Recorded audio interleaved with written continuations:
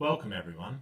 Today I'll be discussing the case of Bayesian and Random House Group, also known in the media as the Da Vinci Code case. This case relates to copyright and what can be protected under copyright laws. The facts are that the claimants authored and published the book The Holy Blood and the Holy Grail. They argued that the defendant publisher of Dan Brown's book The Da Vinci Code infringed their copyright. Copyright protects expression, not ideas. As such, the claimants argued that their expression was in the architecture of their text, that is, the way in which the text was put together. They argued this architecture was represented by a central theme divided into 15 theme elements. These include Jesus surviving crucifixion, marrying Mary Magdalene, and founding a bloodline. The claimants alleged Dan Brown copied a substantial part of their text and breached Section 16 of the Copyright, Designs and Patents Act 1988 of the UK. The issue presented to the court was whether the defendant had copied a substantial part of the claimant's expression from the Holy Blood and the Holy Grail. Lord Justice Lloyd referred to this problem as deciding whether the copying fell on the expression or idea side of a dividing line. On appeal, the court held unanimously that there had been no infringement. It was held that the elements relied upon were too abstract in general to be protected by copyright.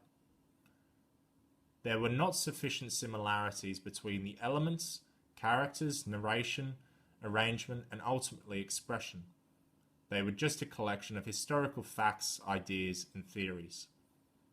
Other relevant factors that contributed to the decision include The Holy Blood and the Holy Grail is a work of historical speculation in which the authors investigate and attempt to explain various historical mysteries.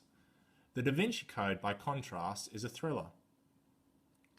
The fact that the alleged central theme changed through the course of the proceedings and failed to be substantiated under cross-examination influenced the justice's decision as to whether the theme actually existed in the Holy Blood and the Holy Grail. The justices agreed that there can be only one central theme, and the claimant failed to produce it in a coherent way. So what does constitute infringement?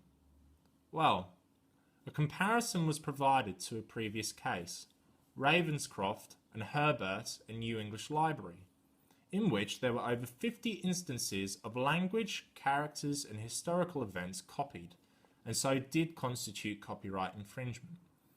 However, it was recognized that there is still no set principle which distinguishes between the legitimate use of ideas and unlawful copying of expression. Ultimately, in Bayesian and Random House Group, it was held that there was copying of only 11 central theme elements, but this fell on the ideas side of the dividing line. This is an important decision because, as Lord Justice Mummery discussed, copyright doesn't allow individuals to simply claim historical research or knowledge as they like. Their claim needs to fall within the scope of expression. This means that future authors will be better placed to build upon pre-existing work and create something interesting and exciting like the Da Vinci Code. Created using Powtoon.